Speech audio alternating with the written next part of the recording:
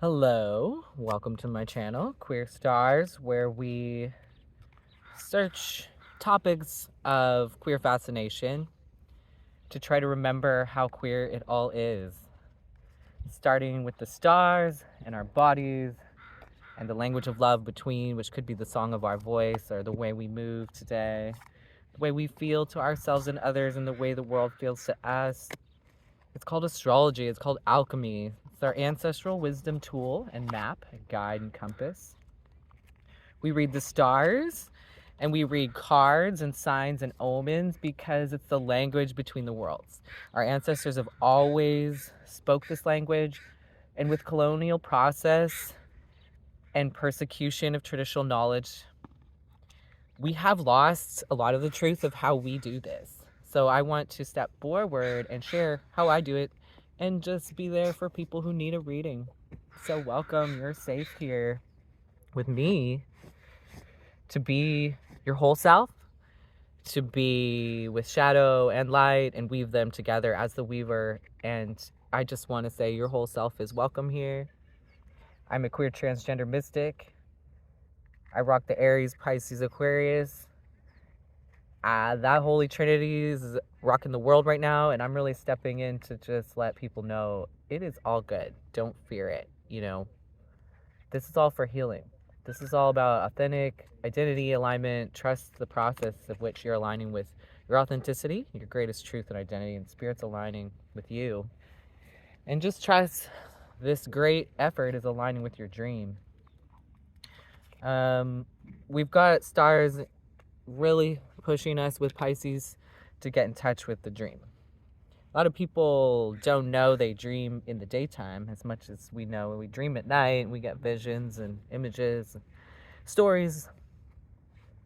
I'm going to read with the Tableau Mundi deck. Check out Fortune's Wheelhouse if you don't know those witches. They're amazing artists, teachers. What does Pisces need? What's some advice for this dream? We've got so much Sun, Neptune, Saturn, and Venus in Pisces. So we really, Pisces with Venus in there really wants us to just fall in love, like Disney logic, right? Like we get to have healing, magic, love, and fantasy, and we get to have our ancestral stories guide us in that. Disney's working with that. The Hollywood, right? We know the wood of the holly. It's the old magic. Nine of Cups, Pisces, Jupiter. Nine of Cups, Pisces, Jupiter. I call this euphoria. Can you see this? Euphoria. The Nine of Cups and the nine vessels of sovereignty of the waters, the happiness, the wish come true. Love message number 9 in the bottle. Love potion number 9. We've got this overflowing the wells. We've got the love potion number 9 flowing the wells today. It's called euphoria. And as a transgender person, I definitely know the power of euphoria. I guided my way through the labyrinth of truth to my wholeness through the journey of transition of gender is how I did it. But I also did it with my witchcraft and a lot of hidden knowledges and truth that I had to navigate and find that were hidden. And I had to be guided by the compass of my heart where euphoria lives. So that joy factor. And yeah, I love that. Euphoria, 9 of Cups, happiness, Pisces and Jupiter. So what wants to expand from that place of true love in your heart that lives and grows there? And what do we need for the Aries? Because we've got a lot guiding us about an early Chiron wound of the wounded healer of Aries. So what of identity, what can we do to support Aries work right now? Maybe it's some return to innocence that we felt was impossible, right? We're too broken there from some early wound. The 3 of Cups.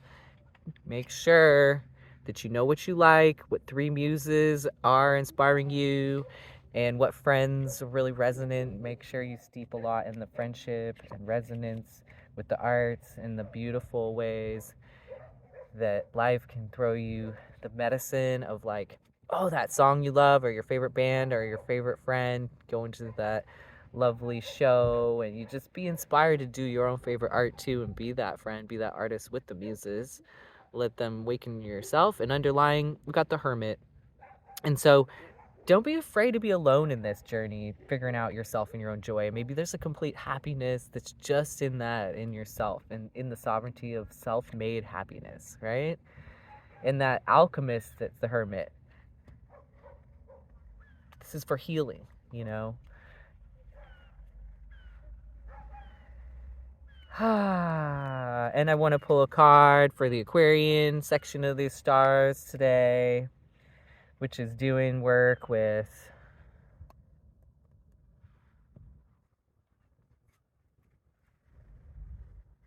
Mars and Pluto. So, trying to reinvent our shadow and our subconscious narratives, especially around masculinity, around how we direct our energy and work, around how we assert ourselves, and what we think is okay to do with our fights, our flight, our F-bombs, all of them, our reactions, and all the ways they guide us. We want them to guide us towards love, passion, creativity, joy, happiness, connection.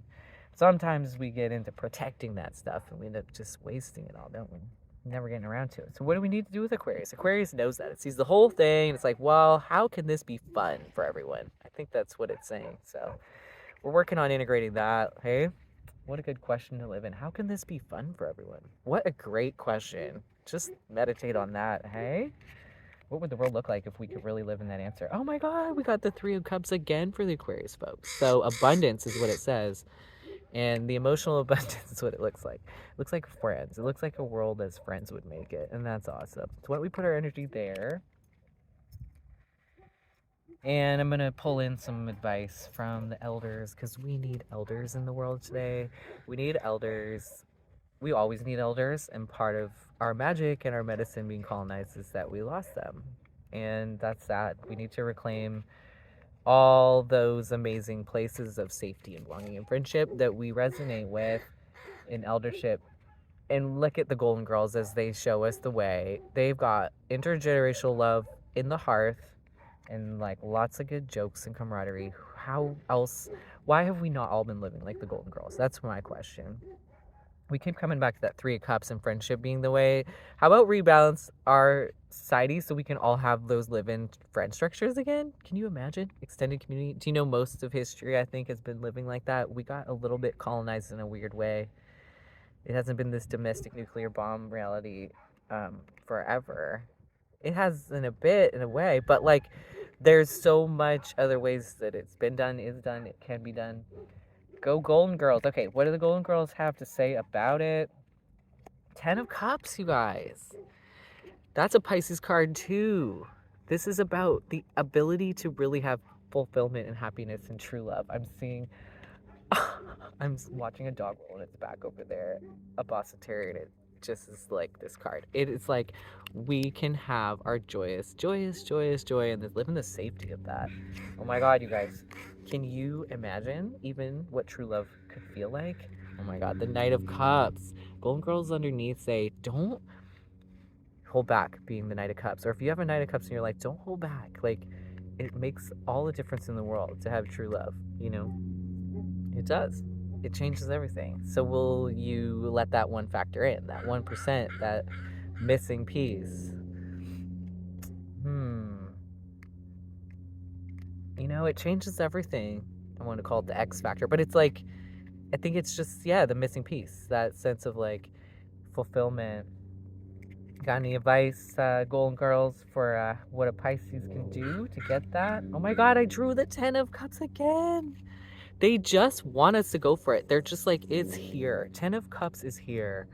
Don't hold back anymore. It's already happening. It's just in you. Be the 10 of Cups. Accept the 10 of Cups in your life. Oh my God. Oh my gosh. Sophia coming in here. 2 of Wands. Be yourself. Be yourself. You know how to be yourself. You know Dominion. Dominion. You know who you are. How to do that. Show up and be that. You've been there, done it. You know the way you like it. Get there and align with that. That's the only thing. Why resist happiness? You know what's underneath that, they say? 4 of Wands. Look, they're partying. Why would we resist happiness when it creates the 4 of Wands, when it creates this beautiful celebration? My God. So we got the Pisces Aries energy talking here. These are Pisces Aries cards. All the Wands, 2 Wands, 4 Wands. So happy. That's as an Aries would make it. It's our collective evolution. North Node in Aries. Oh, Chiron's right on it. We have to heal something, you know. Let's pull a message for that Aries. What does Aries need? We got to heal something. Oh, 10 of Wands. Aries energy has been too Sagittarian. It's going everywhere and nowhere. It's going all the ways. We got to let go. I guess it's at a final place with just like giving it all away to everywhere and not getting to be yourself, right? That's what the Aries Chiron wound's trying to heal. It's like you give all the fire, you be all the fire, you went all out to the ends of the earth with fire, and you forgot the origin. The one who started that journey in the first place, the original fire, the Aries fire, that's just you. You. Maybe you went on a quest looking for fire in every place in the whole universe, as a Sagittarian nature of fire would do, and you forgot the missing piece inside that's that base fire of just yourself. In the end, after looking everywhere for it, you just realize, oh, the missing piece that I'm looking for is nowhere in the universe. It's just me. It's just in me. Where is that piece going to be found? Let's ask Pluto Aquarius, which we have right now, with Mars in it, the one who's directing the fire. So, what is Aquarius going to tell us about what to do with Mars right now, especially with Pluto, the underlying subconscious there in its court? Oh, thank God, sovereignty is being held of the underworld by Aquarius logic. It's liberating, it's egalitarian, it's fair, peacemaking. What do we want to do with that Mars, you know, in Aquarius right now, being affected by Aquarius Pluto? We get to rewrite and repattern how we do Mars. Oh, look, Aquarius says the sun. Positive fire is what it's saying. It's like there is such a thing as positive fire. Just be yourself. Shine your light. This is more the Leo kind of fire, but it's saying this is the middle one. See, Aries is the root fire. Leo, that's like this, is the heart fire, the middle, the one who bridges. And when we bridge in the heart, in the crossroads there, we do get to go to the ends of earth for spiritual fire, but we don't have to burn out getting there. We don't have to lose ourselves getting there. We don't have to do it all for everything outside of ourselves to the point where we don't even have a self anymore. And it doesn't really matter to us in the end because we're not connected to that deep self with it. This, though, however, bridges those two, and it is the spiritual fire that it looks for, and it is the bridge, and it is amazing. And this Leo card is opposite Aquarius, which is why that Fool steps forward and it's like, yeah, I remember how to do this. We got it. These are just nice cards reminding us, as fishy and swishy and weird and maybe even cathartic and scary as the rearranging in the world feels right now, these are really positive messages about where to put the energy. Thank you to the Golden Girls. Thank you to the Tabula Mundi deck. Check out Fortune's Wheelhouse, those witches are amazing teachers. And Melaloon. Yeah. Let's see if there's any lingering questions that might be good. Today, just get a read on like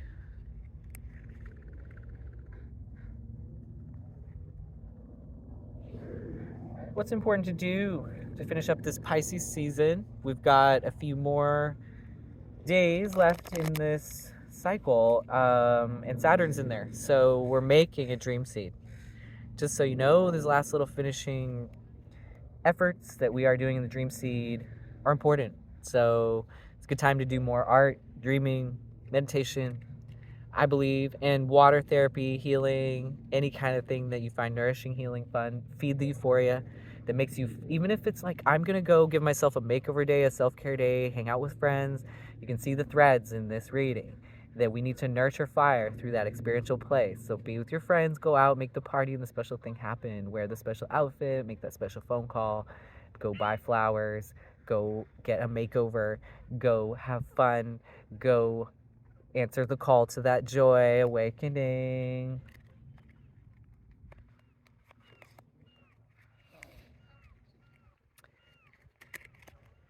And I'm going to just introduce the gates to the directions today to support this. And in the south, we've got Queen of Wands. The idea of building it to